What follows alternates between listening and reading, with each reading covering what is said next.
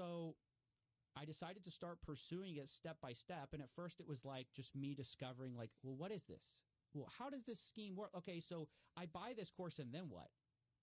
Literally had a $10 billion account that he mislabeled with Alameda Research.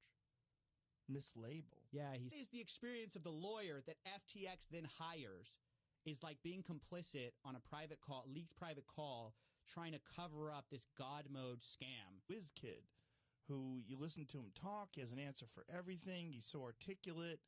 He's so knowledgeable. Like I listened to previous interviews before he got busted.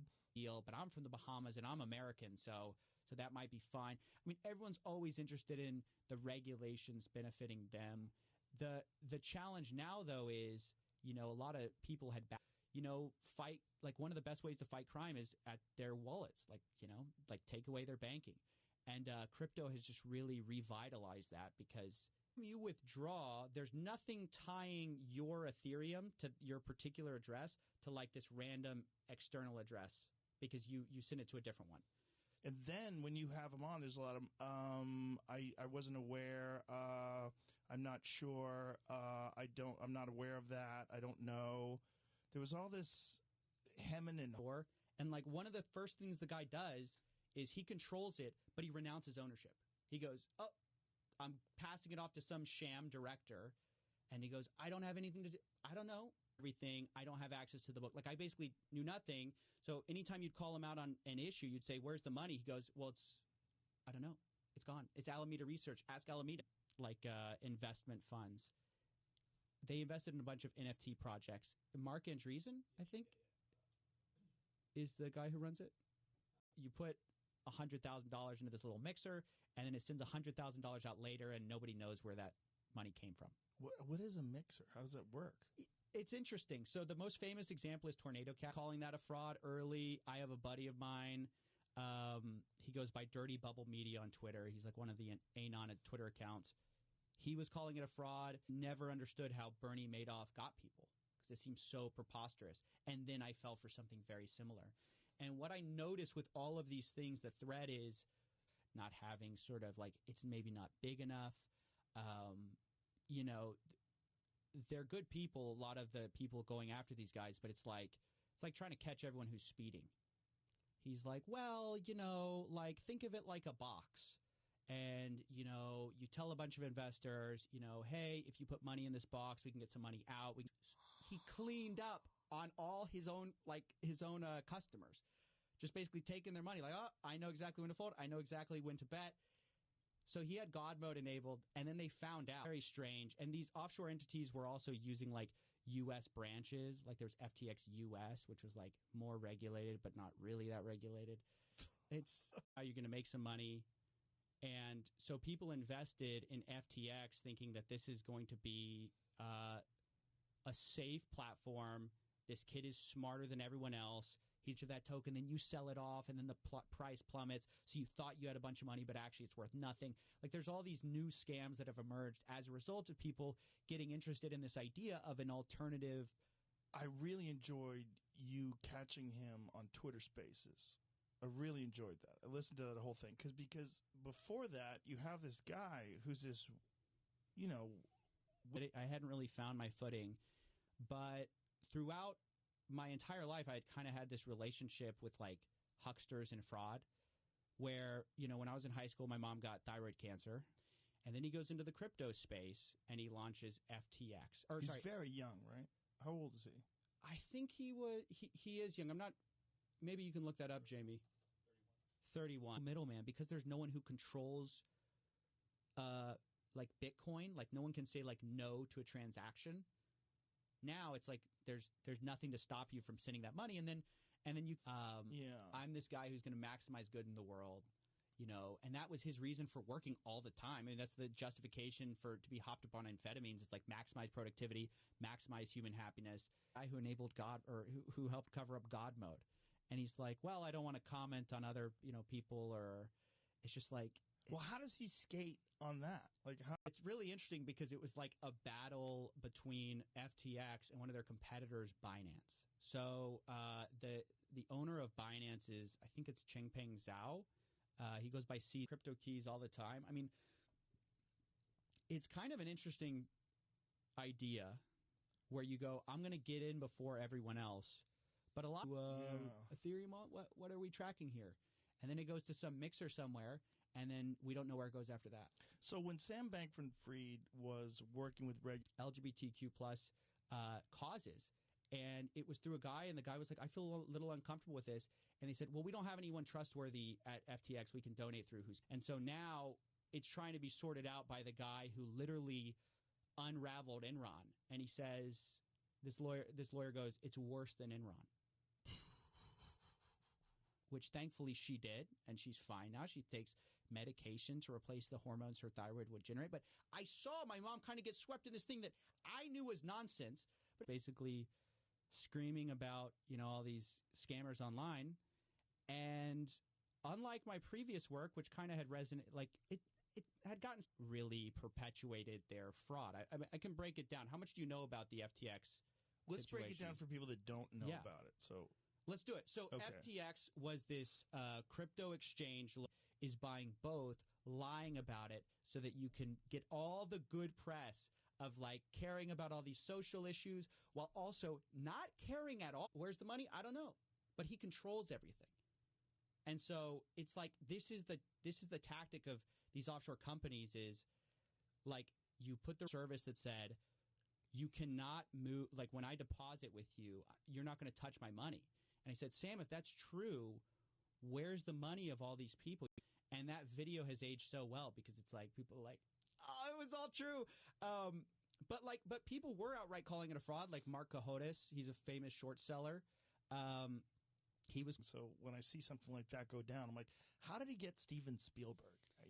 How does someone like a Bernie Madoff or Sam Bankman-Fried, how does he get these people to do this? So if you default on that loan, I'm out $1 million.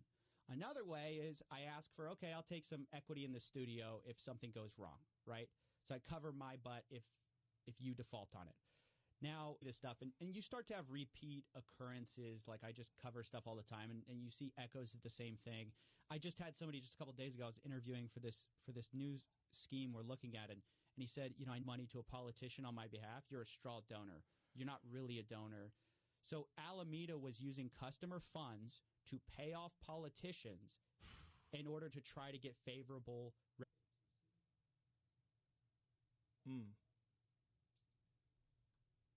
Jamie's looking it up. I thought I knew it off the top of my head, and now I don't want to say the wrong one. A16Z. A16. Somebody found out about this God mode. And so the lawyer's like, how do we basically cover this up? Dan Friedberg's like, how do we, what do you want me to do? And he's like, hey. It's amazing that things with this amount of money can get this far sideways before anyone knows what's going on. This is the problem with offshore accounts and stuff. Regulated, like if he was doing this, like Coinbase can't do this. Is that correct? Yeah, Coinbase is much more heavily scrutinized. They actually have to file with the SEC or with just put a bunch of garlic cloves in the pot. I still remember our house like reeked. She would put 60 cloves of garlic in a stew. Then he comes up, prep school. He's kind of like built for success, right? He goes to MIT, goes to Jane Street as this quantitative trader. This is what was going on in crypto. They're called collateralized loans. But what FTX was doing was they were saying, hey, like, we'll take $1 million from you, but instead of giving you collateral, it is inevitable. So something to understand. FTX was insolvent long before it was realized that they were insolvent. Right? So that you believe, it's kind of too good to be true, but the social proof is overwhelming, and it overwhelms your kind of like alarm bells. So the social proof is a combination of things. So first of all, it's like that her and I believe Gary Wang were big executives. They're cooperating. They pled guilty. They're cooperating with the feds. I mean, they did this on sticks or something. Like it was never – the problem was the foundation was wrong from the beginning. If you don't have enough deposits to cover withdrawals, you just don't have the money, right? That these basically nerds in cryptography thought of, which is it's brilliant. I mean, it is brilliant because it is basically it's almost impossible to trace. Shocking thing. And I think that shows, like, if you're running a shady empire, like, who's better than a shady lawyer to try to help you cover it up, right? How did you get in regulators when he was trying to impose regulations or encourage regulations? How could that have benefited him as opposed to Binance? Like, what could they have possibly done to make it easy? I have 2 employees, and both of them are overseas. Like, one of them's in London, one of them's in Ukraine. And so for me, I have to pay them, and, I have to do what he said in one of the interviews. He goes, no one believes me when I said I donated dark, because no one believes anyone would be, like, everyone wants the credit for donating. No one believes that I just do it on the sly. It was like 70,000 or something like 60 plus, yeah. So that's the lure. The lure is you buy in for pennies, and one day you're insanely rich. I'm sure you know about that. Like, they tracked his account. He's playing League while on calls about the failure of FTX. Just imagine the arrogance. Is that arrogance? Washington. And I think there was like a tweet from Sam saying like, oh, like, I'll see you the next time you're in Washington or something like that. But like, it was kind of a dig because he knows CZ can't go to Washington. Like, he's one of the leaders at the NASDAQ. I mean, he was one of the go-to guys. And so you thought, well, I invest with Bernie, like, I can't lose. It's like almost, betting on the house. Really going to sell most of our FTT that we got from that deal. And we're going to sell it. We don't know what's going on there. And all of a sudden it starts this firestorm because people are like, very treatable kind of cancer, and she's fine.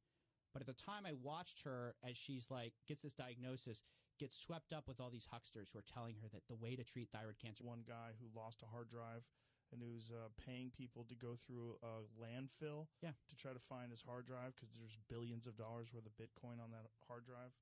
Yeah, people lose their myself. They kind of shut down. Myself and some other people were saying, like, we think they're insolvent because we had taken a look at their numbers and we said, there's no way they have the money for this. They don't have the token. Figured it out, and someone would have started dumping their coin. Yeah, people already, I mean, even leading up, like, CZ gets a lot of the credit for it, but, like, already, like, a day before, right, it's all at some address. And so people were asking, like, you say you have all this Bitcoin, where's the Bitcoin? You say you have all this Ethereum, where's the Ethereum? This big mess right now, and we're waiting for regulators to figure it out. Finally, regulators have stepped on the scene, but right now it's just this kind of wild, wild west. People that were standing out and saying none of this makes sense. Right. And who were those people? So there were a few people. I went to school for chemical engineering and hated it. I was miserable.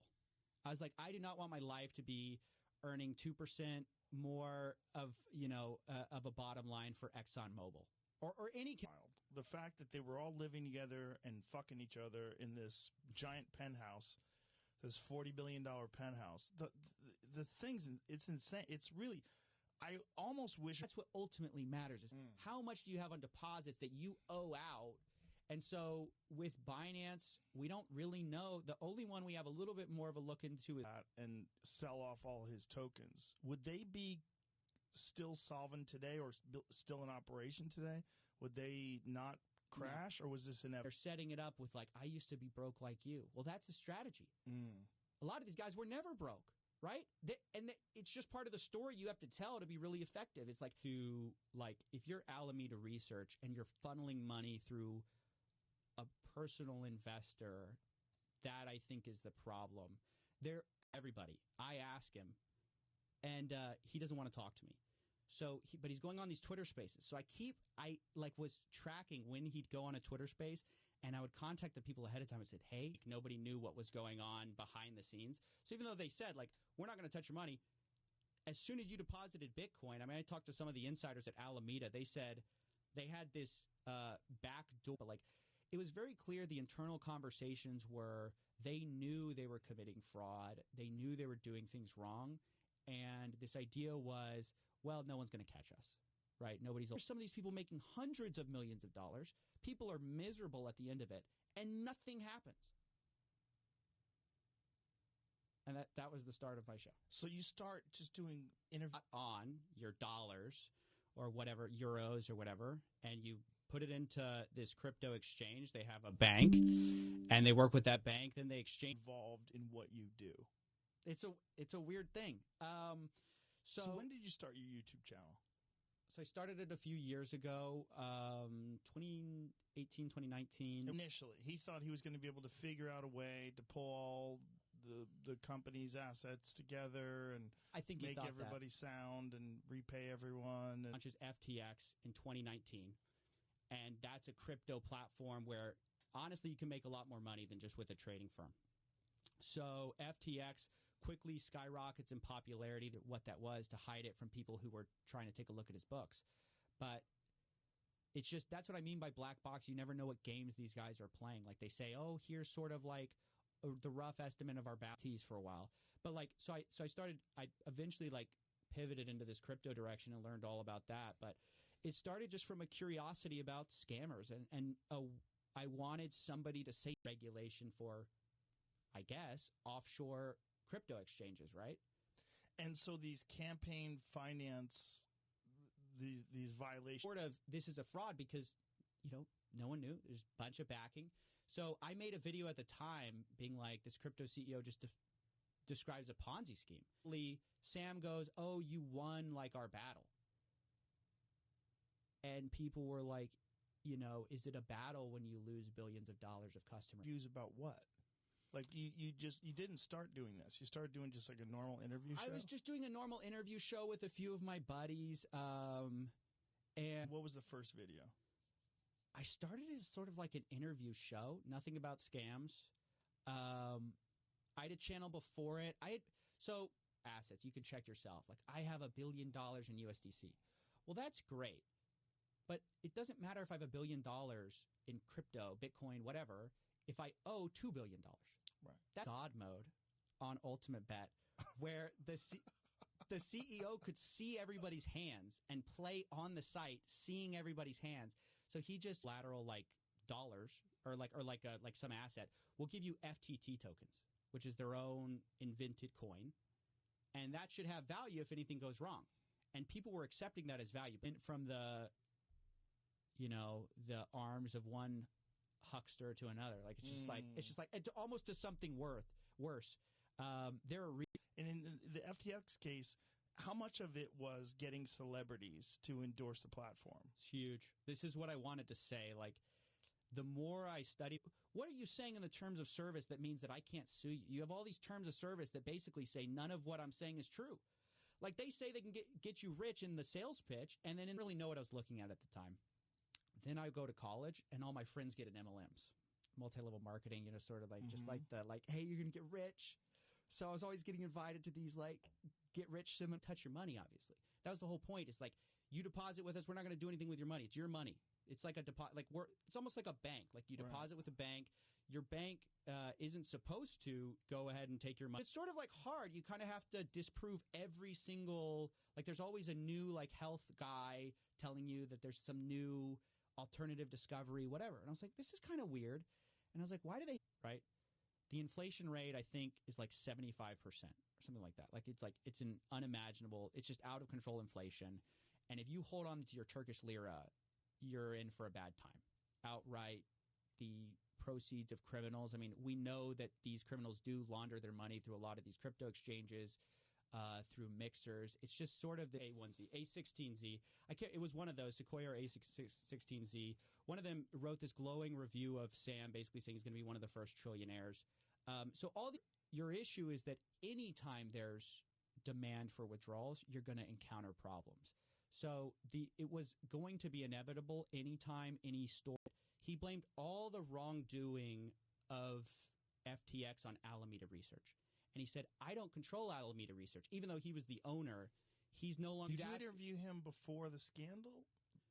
No, not before the scandal. So it's like as it was going down. As it was going down, he goes on all these Twitter spaces. He doesn't want to... He's doing interviews with that... Down, because it seems like they received additional scrutiny, right? Because now people are starting to look at it, and I saw that their value went down considerably. He enabled the account, fiat at FTX. And so what prosecutors are now arguing is he knew, of course, what it was. He deliberately obscured our system to where they could see you, Joe, deposit a Bitcoin on FTX. They could grab that Bitcoin and start trading with it immediately.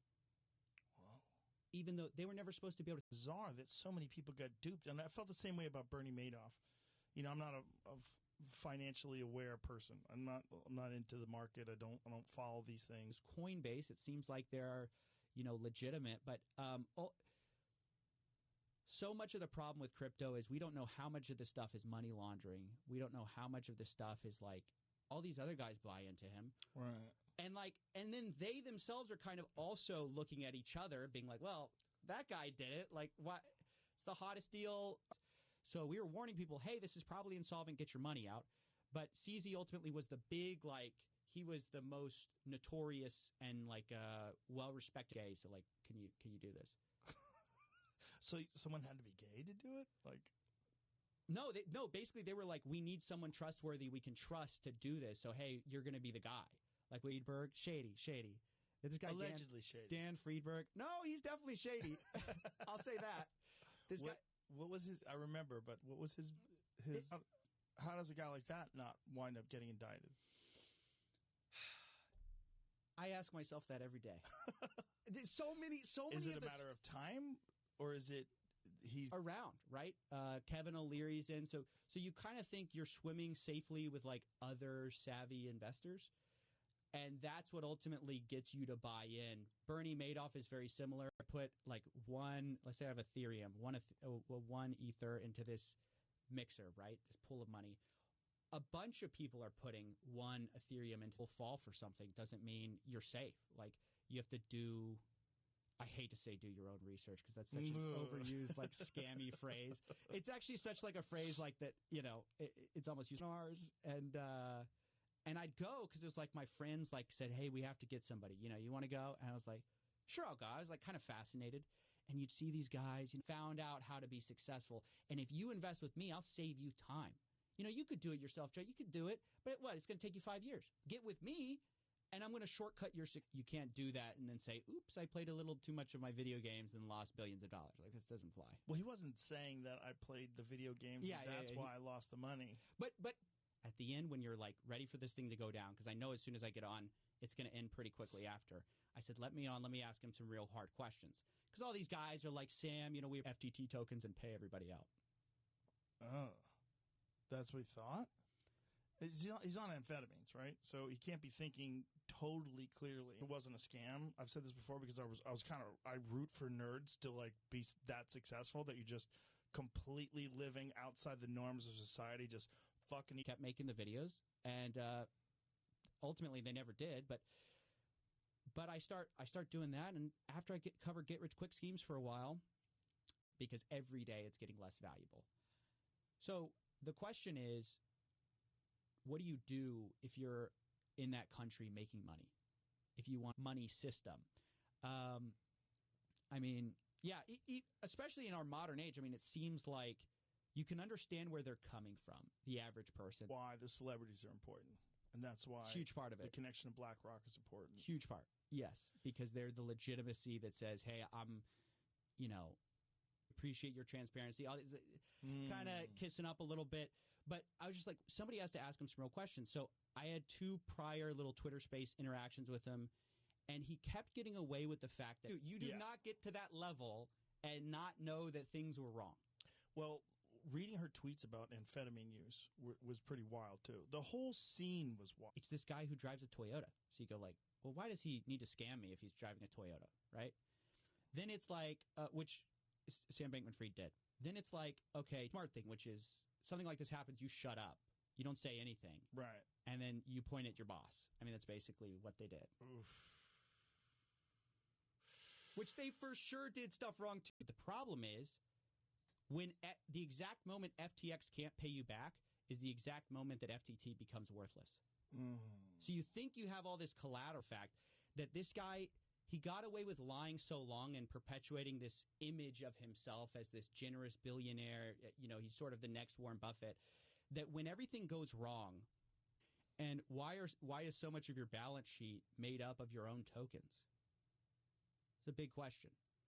So one of the things that FTX had done, and a lot of companies were doing at the time, reasons that our banks have a bunch of anti-money laundering laws. There's a reason that they have all sorts of finance laws. It's not for their safety. It's for your safety. It's they need to, I'm a millionaire by the time I'm 23 years old. Just buy my course. My course is, $2,000. Pay me $2,000. I'll teach you to get rich quick. So crypto. Ransomware. Yes. Yeah. Yes.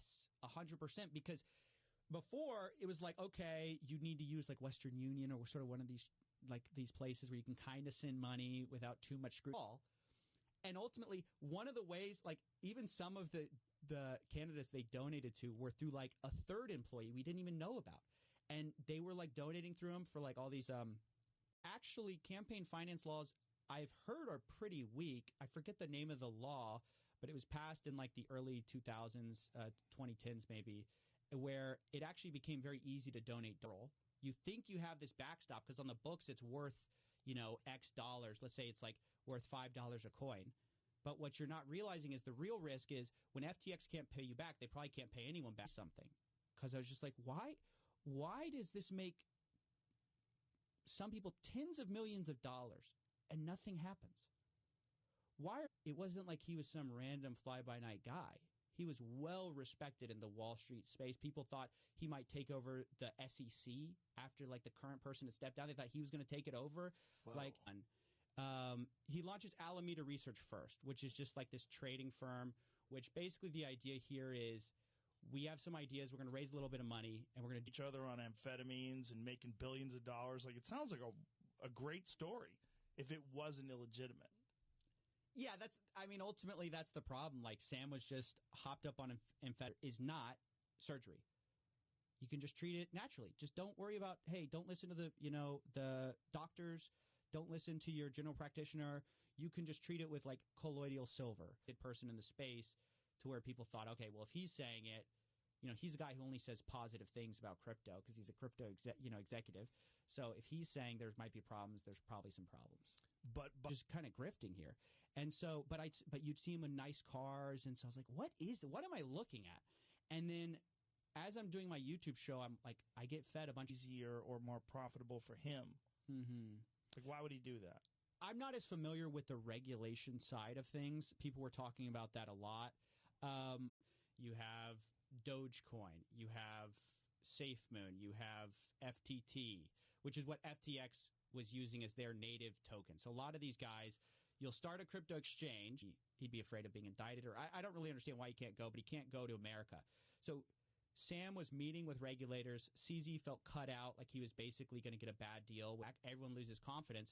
Everyone sells their FTT tokens. No one wants to buy it. It's worth nothing. So how did this all fall apart? Great question. So it's you're just having to trust these shady offshore entities that they're telling the truth. Binance says they're fine. They show proof of reserves, but what are their liabilities? Actually, his whole technique of shifting the blame like onto Alameda and like I don't control Alameda. I've seen something very similar. I'm investigating this Ponzi scheme that's offshore. I'll have to. My feeling is offshore entities should not be. They're not subject to our rules. How can you allow offshore, like, yeah, I don't know. It's balances. But oops, did I tell you about this $10 billion account? Like I forgot. It's so silly. It's yeah. You find analogy for losing your house. It's funny. Yeah. I mean, good Lord. The idea of these mixers was you'd anonymize your transactions. So, like, let's say abilities. It's hard to know. So people really just take you at face value, and they have to trust that, like, oh, other people are invested, so I guess I'll jump in too.